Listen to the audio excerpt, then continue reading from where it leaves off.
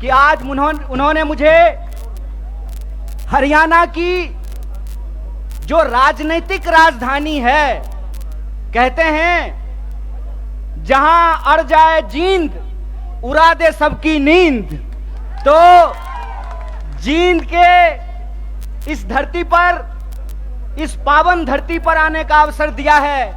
इसके लिए मैं आप सबका तहे दिल से धन्यवाद करता हूं, आपको शुक्रिया कहता हूं। दोस्तों, मैं अपनी बात आपसे करूं उससे पहले हमारा और आपका एक रिश्ता है, हमारा आपका एक संबंध है। वो संबंध है मेहनत का, वो संबंध है ईमानदारी का, वो संबंध है खून पसीने का। उसके बारे में मैं एक बात आपसे कहना चाहता हूं। जब मैं बिहार से चल करके दिल्ली आया था कलेक्टर बनने के लिए, यूपीएससी की तैयारी करने के लिए, तो हमारे साथ हरियाणा के कुछ लोग रहते थे।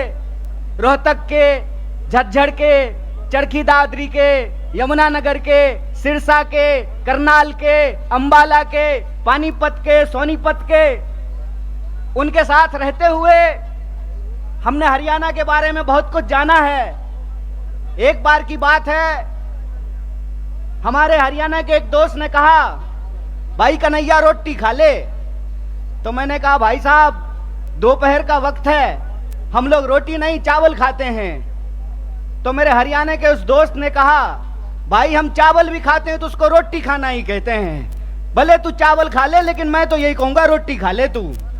तो मैं समझता हूं ये जो रोटी का संबंध है वो बिहार के लोगों का हरियाणा के लोगों के साथ है। आप जो देश भर के लिए हरियाणा के मेहनती किसान चावल उगाते हैं, हम बिहार वाले उस चावल को बोते हैं, उस चावल को काटते हैं, उस चावल को बोरियों में भरते हैं। इसीलिए हमारा और आपका रिश्ता प्रेम का रिश्ता है, मेहनत का रिश्ता है, ईमानदारी का रिश्ता है, खून पसीने का रिश्ता है। और इसी खून पसीने के रिश्ते के दम पे कुछ बात मैं आपके सामने करने के लिए आया हूं। हालांकि मेरा मानना है कि जींद के लोगों को राजनीति कहने की जरूरत नहीं है, क्योंकि हरियाणा में, उत्तर भारत में देश की राजनीति अगर बदलती है कहीं, तो उसकी शुरुआत जींद से होती है, उसकी आगाज जींद से होती है। और जब हम दिल्ली से आ रहे थे तो आते हुए ही हमको इस देश के प्रधानमंत्री की बेईमानी की निशानी देखने को मिली। और वो बेईमानी की निशानी क्या है? तो टीकरी बॉर्डर पर बहादुरगढ़ के पास आज भी किसान आंदोलन का वो क्रांतिकारी इतिहास, उसके चिन्ह वहां पे मौजूद हैं कि किस तरीके से इस सरकार ने इस देश के किसानों के साथ बेईमानी की थी। एक बार फिर से आप जानते हैं कि हरियाणा प्रदेश है खिलाड़ियों का। हरियाणा वो प्रदेश है जहां सबसे ज्यादा पदक जीत करके देश के लिए अगर कोई लाते हैं तो वो हरियाणा के छोरे और छोरियां, ये बात हम सब जानते हैं। अगर आप इस देश की फौज को उठा करके देख लें तो सबसे ज्यादा बेल्ट की नौकरी करने वाले नौजवान अगर कहीं पैदा होते हैं तो हरियाणा में पैदा होते हैं। लेकिन अगर आप आज हरियाणा की स्थिति देखें तो इस बेईमान भाजपा सरकार ने हरियाणा को एक जगह और एक नंबर कर दिया है। और वो जगह, जब हम बेरोजगारी की बात करते हैं तो आज हरियाणा बेरोजगारी में भी नंबर 1 हो गया है। ये जो हरियाणा के अंदर हालात पैदा हुए हैं उसके बारे में अगर कहीं से क्रांतिकारी शुरुआत हो सकती है तो वो धरती जींद है। इसीलिए मैं धरती के तमाम माताओं, बहनों, किसान, मजदूर भाइयों और नौजवान साथियों से कहता हूं कि इस ऐतिहासिक शुरुआत को आपको करना पड़ेगा। और आपको यह समझना होगा कि आज हम किस परिस्थिति में जाकर के खड़े हैं। आप देश के किसी भी इलाके में जाकर के घूम करके देख लीजिए, हर जगह एक बार फिर से भाजपा का प्रचार शुरू हो गया है। जब मैं रास्ते से आ रहा था, रोहतक के पास मुझे जींद की तरफ मुड़ना था, तो एक दीवार पे लिखा हुआ था, फिर एक बार मोदी सरकार। मैंने अपने दोस्त को कहा, भाई गाड़ी रोक, मार्कर से इसके बगल में लिख देता हूं जहां लिखा हुआ है फिर एक बार मोदी सरकार। पहले 15 लाख ला, फिर तेरी सरकार आने की बात होगी। पहले तू हर साल 2 करोड़ नौकरी दे, फिर तेरी सरकार आने की बात होगी। पहले तो किसानों की आमदनी दुगनी कर, फिर तेरी सरकार आने की बात होगी। पहले तू हरियाणा जिसको बेरोजगारी में तू 1 नंबर बना दिया है, यहां रोजगार में 1 नंबर हरियाणा को बना, फिर तेरी जो है सरकार आने की बात होगी। हमारी सरकार नहीं है हरियाणा में, लेकिन श्रीमान भूपेंद्र हुड्डा साहब जब हरियाणा के मुख्यमंत्री थे, और मैं कहता हूं खाए हुए शरीर को और नहाए हुए शरीर को गवाही देने की जरूरत नहीं होती है। अरे प्रमोद भाई को देख के कोई कह देगा कि खाए पिए परिवार से हैं, कह देगा कि नहीं कह देगा? तो कहते हैं खाए हुए शरीर और नहाए हुए शरीर को गवाही की जरूरत नहीं होती है। आप बहादुरगढ़ के जितने इंडस्ट्रीज लगे हुए हैं वहां से चलना शुरू कीजिए जींद की तरफ, आपको रास्ते में फुटवियर पार्क मिलेगा। मिलता है कि नहीं मिलता है? एशियन पेंट की फैक्ट्री मिलती है कि नहीं मिलती है? दोनों तरफ छोटे कल कारखाने मिलते हैं कि नहीं मिलते हैं? ये सब हुड्डा साहब का दिया हुआ है। और मैं आपको याद दिलाता हूं, 5 किलो चावल पे खुश मत होना मेरे दोस्तों। आपका हक था कि सबको 100 गज जमीन देने की भी बात है तो इस सरकार से पूछना चाहिए कि जमीन कहां है। भाजपा की बांटने वाली राजनीति को आपको समझना पड़ेगा। आपको यह समझना पड़ेगा कि भाजपा की राजनीति नफरत पे चलती है, भाजपा की राजनीति बेईमानी पे चलती है, भाजपा की राजनीति लोगों को आपस में लड़ा करके लूटने पे चलती है। दरअसल भाजपा का इतिहास इस देश से गद्दारी का इतिहास है। इस बात को याद रखिएगा, इस बात को याद रखिएगा कि भारतीय राष्ट्रीय कांग्रेस महात्मा गांधी की पार्टी है जो हंसते हंसते अपने सीने पे गोली खा लिए थे, और भाजपा का इतिहास नाथूराम गोडसे का इतिहास है। इस बात को याद रखिएगा। और इसीलिए मैं आपको कहता हूं कि जिस तरीके से अंग्रेज हमारे साथ करते थे, फूट डालो और राज करो, उसी तरह से भाजपा आज कर रही है, फूट डाल रही है और इस देश पे राज कर रही है। मैं आपसे एक सवाल पूछना चाहता हूं, आज 10 साल भाजपा की राजनीति को होने को है, 9 साल देश में भाजपा की राजनीति पूरी हो चुकी है। हरियाणा का चुनाव भी लोकसभा चुनाव के वक्त में होता है, लोकसभा चुनाव के ठीक बाद होता है। आज 9 साल पूरे होने को हैं। मैं सवाल आपसे पूछता हूं, और मैं बाहर से आकर के आपको यह बात समझाने वाला नहीं हूं। आपको यह बात अपने सीने पे हाथ रख करके समझना पड़ेगा कि भाजपा यहां आकर के कौन सी राजनीति की शुरुआत की। भाजपा यहां आकर के 35 बिरादरी और 36 बिरादरी करना शुरू किया कि नहीं किया? हाथ उठा करके बताइए, किया कि नहीं किया? किया ना? तो मैं नड्डा से एक सवाल पूछना चाहता हूं, मैं देश के प्रधानमंत्री से एक सवाल पूछना चाहता हूं, मैं जय शाह के पप्पा से एक सवाल पूछना चाहता हूं कि दुष्यंत चौटाला को बगल वाली कुर्सी पर बिठा करके कौन सा 35 बिरादरी 36 बिरादरी कर रहे हो बे? कौन सी 36 बिरादरी 35 बिरादरी कर रहे हो? खेला करते हो? खेला? अरे झूठा, बेईमानी करते हो। मैं आपसे कहता हूं, और आप सोच करके इस बात को बताइए, जहां धर्म होगा वहां हिंदू मुसलमान करेंगे, और जहां मुसलमान नहीं होगा वहां 35 बिरादरी 36 बिरादरी करेंगे। यह मन में आप सोचिए और विचार कीजिए। अगर मैं गलत हूं, निकालो रस्सी, लगाओ फांसी पे। अगर तुम गलत हो तो लोकतंत्र में तुम्हारी बेईमानी का भी एक एक हिसाब लिया जाएगा। इस बात को याद रखना, इस बात को याद रखना कि इस देश के अंदर जब लोग न्याय की बात करते हैं, जब लोग अपने हक की बात करते हैं, जब किसानों की आमदनी दोगुनी करने की बात करते हैं, जब नौजवानों को 2 करोड़ नौकरियों की बात करते हैं, महिलाओं के सम्मान की बात करते हैं, इस देश में गरीबी को कम करने की बात करते हैं, तो आप उसको देशद्रोही बोलते हैं। और आपके बंटवारे की राजनीति में अगर कोई शामिल हो जाए, कोई धर्म के आधार पर देश को जो लड़ाने की राजनीति है उसका हिस्सा बन जाए, जो समाज को जात के नाम पे लड़ाने की राजनीति है उसका हिस्सा बन जाए, तो जब बाहर थे तो विरोधी थे और आपके बगल में आकर के बैठ गए तो माला पहनाते हो रे बेईमान। अरे कौन सा ऐसा वॉशिंग मशीन है रे कि जब कांग्रेस में रहता है तो चोर होता है और तुम्हारा पार्टी में जाकर के ईमानदार हो जाता है रे झूठा। देश को ठगते हो, देश को ठग के बेईमानी करते हो। तो हमको एक सवाल का जवाब दीजिए। ये 35 बिरादरी 36 बिरादरी कहते हैं और नारा लगाते हैं सबका साथ सबका विकास।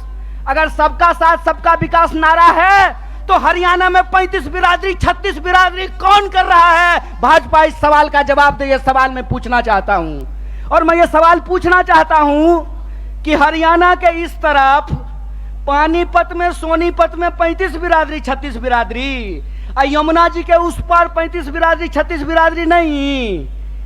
बोलिए सोच करके, यहां वोट चाहिए, वहां वोट नहीं चाहिए, और वहां वोट चाहिए और यहां वोट नहीं चाहिए। नदी पार करते हुए ही बेईमानों का ईमान बदल जाता है। यमुना के पार अलग राजनीति बागपत में, यमुना के इस पार सोनीपत में अलग राजनीति। इस खेल को हरियाणा के लोगों को समझना पड़ेगा, इस खेल को जींद के लोगों को समझना पड़ेगा। और याद रखिएगा, जब जब नींद से उठता है जींद, तब तब आती है हरियाणा में बदलाव और हरियाणा में आती है क्रांति। इसीलिए मैं आपसे आग्रह करने के लिए आया हूं कि आपको समझना पड़ेगा कि देश के भीतर जो सच्चाई है वो हकीकत हमको अपनी आंखों से देखना पड़ेगा। क्या नारा लगाए थे? बहुत हुआ महंगाई का मार, अब की बार मोदी सरकार। तो सिलेंडर 1200 रुपया में इनका चचा बेच रहा है। बताइए, पेट्रोल डीजल 100 रुपया लीटर मिल रहा है। क्या नारा लगाए थे कि हर साल 2 करोड़ नौकरी देंगे। 9 साल हो गया है, अभी टीवी पर प्रचार आएगा 9 साल बेमिसाल। तो मैं देश के नौजवानों से कहता हूं, हरियाणा के नौजवानों से कहता हूं, 9 साल देश बेहाल। पूछो कि 9 साल में 18 करोड़ नौकरी क्यों नहीं है? यह सवाल प्रधानमंत्री से पूछना जाना चाहिए। और आपने कहा था ना कि किसानों की आमदनी हम दुगनी कर देंगे। किसानों को 1 साल तक इस दिल्ली के बॉर्डर पे जाकर के आंदोलन करना पड़ा था। सैकड़ों किसानों को अपनी जान गंवानी पड़ी थी। और ये जिसका जिसका नाम लेते हैं ना, उसके साथ बेईमानी करते हैं। 9 साल दोस्त बेमिसाल, 9 साल देश बेहाल। यह सच्चाई देश के लोगों को समझना पड़ेगा। पहले किसानों को ठगा, फिर जवानों को ठगा। बोलिए, अग्निवीर आया है कि नहीं आया है? आया है ना। तो एमपी बनेगा 4 साल के लिए, एमपी बनेगा 5 साल के लिए, अग्नि बनेगा 4 साल के लिए। बोलिए, बेईमानी है कि नहीं है? है ना। तो आप जींद के लोग हैं ना, करकरा के बोलिए बेईमान को बेईमान, चोर को चोर बोलिए, बेईमान को बेईमान बोलिए। हमारा लोकतंत्र का अधिकार, ये हमारा ईमान है कि बेईमान को बेईमान बोलेंगे। अगर प्रधानमंत्री 5 साल का हो सकता है तो सिपाही 4 साल के लिए क्यों होगा? अगर एमपी को पेंशन मिल सकता है तो बेल्ट की नौकरी करने वाला कांस्टेबल को पेंशन क्यों नहीं मिलेगा? ये सवाल पूछिए। ये सवाल पूछिए कि अगर प्रधानमंत्री को पेंशन मिल सकता है तो मास्टर साहब को पेंशन क्यों नहीं मिलेगा? प्रोफेसर साहब को पेंशन क्यों नहीं मिलेगा? सिपाही को पेंशन क्यों नहीं मिलेगा? सेना में नौकरी करने वाले को पेंशन क्यों नहीं मिलेगा? और मैं अपने बड़े भाई दीपेंद्र साहब के सामने आपसे वादा करता हूं, कांग्रेस का हाथ मजबूत कीजिए, भारतीय राष्ट्रीय कांग्रेस को लेकर के आइए। हमने हिमाचल में ओल्ड पेंशन स्कीम लागू किया है, हरियाणा में भी ओल्ड पेंशन स्कीम को लागू करेंगे। इस बात को याद रखिएगा। इसीलिए हम कहते हैं कि यह देश एक बदलाव चाहता है। हम मानते हैं कि आपको हमसे कुछ नाराजगी होगी। कई बार माँ बाप को भी अपने बच्चे से नाराजगी हो जाती है, लेकिन माँ बाप अपने बच्चे को उठा करके डस्टबिन में नहीं फेंक देते हैं। क्या माता जी? फेंक देते हैं। तो भारतीय राष्ट्रीय कांग्रेस आपकी पार्टी है और भारतीय राष्ट्रीय कांग्रेस का मुद्दा आपका मुद्दा है। और हम देश के प्रधानमंत्री नहीं हैं कि झूठ बोलेंगे, आकर के आपको जबरदस्ती कहेंगे कि हमारा जींद से बहुत पुराना नाता है।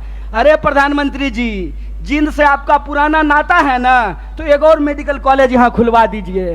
रास्ता में आते हुए सड़क पे बहुत सारा गड्ढा है, यहाँ के लोगों को इलाज कराने के लिए हिसार जाना पड़ता है, यहाँ के लोगों को इलाज कराने के लिए दिल्ली जाना पड़ता है। अगर आपका नाता है तो जींद के लोगों को ठगना बंद कीजिए, क्योंकि जींद के लोग अगर जाग गए तो जींद हरियाणा की राजनीतिक राजधानी है और हरियाणा में बदलाव से कोई रोक नहीं सकता है। अगर आप परिवर्तन करेंगे तो हमारा वादा है कि हरियाणा को हम बेरोजगारी में नहीं, रोजगार में नंबर 1 बनाएंगे। हम हरियाणा के लोगों को, हरियाणा के नौजवानों को रोजगार से जोड़ेंगे। भारत जोड़ो यात्रा का संदेशा बिल्कुल साफ है। हम नौजवानों को रोजगार से जोड़ना चाहते हैं, किसानों को एमएसपी से जोड़ करके रखना चाहते हैं, महिलाओं को उनके सम्मान से जोड़ करके रखना चाहते हैं, बुजुर्गों को उनके पेंशन से जोड़ करके रखना चाहते हैं। इसीलिए हमारा जो लड़ाई है, हमारा जो संघर्ष है वो कुर्सी की लड़ाई नहीं है, हमारा जो संघर्ष है वो सत्ता की नहीं है, सत्य की है। तो मैं आप तमाम जींद के लोगों से यह अपील लेना चाहता हूं, मैं आप तमाम लोगों से यह आग्रह करना चाहता हूं, सत्य की इस लड़ाई में लोग कहते हैं कि बिहार भी राजनीतिक रूप से बहुत सक्रिय जगह है, बिहार भी बहुत राजनीतिक रूप से सक्रिय है, लेकिन कई बार चिराग तले अंधेरा होता है। जिंद भी हरियाणा का सबसे सक्रिय जिला है, राजनीतिक रूप से सबसे सोचने समझने वाले लोग हैं, लेकिन विकास जितना जिंद में होना चाहिए उतना नहीं हो पाया है। तो हम आपसे वादा करते हैं कि चिराग तले अंधेरा नहीं होगा, हर तरफ रोशनी ही रोशनी होगी। और हमारा संघर्ष सत्य के लिए है। सत्य के इस संघर्ष में आप हमारे साथ हैं कि नहीं हैं? सब लोग साथ हैं। तो एक आखिरी बात बोल करके मैं अपनी बात को समाप्त करूंगा। आज 20 मई है, आज हमको दीपेंद्र साहब को भी शपथ ग्रहण समारोह में होना था, लेकिन हमने जींद से वादा किया था, अपने भाई से वादा किया था कि हम जनता के बीच में रहेंगे और सिर्फ कर्नाटक में नहीं, अगली बार हरियाणा के शपथ ग्रहण में शामिल होंगे। ये संकल्प लेकर के जाते हैं। इसी आशा और विश्वास के साथ मैं अपनी बात को खत्म करता हूं। शुक्रिया। इनकलाब जिंदाबाद।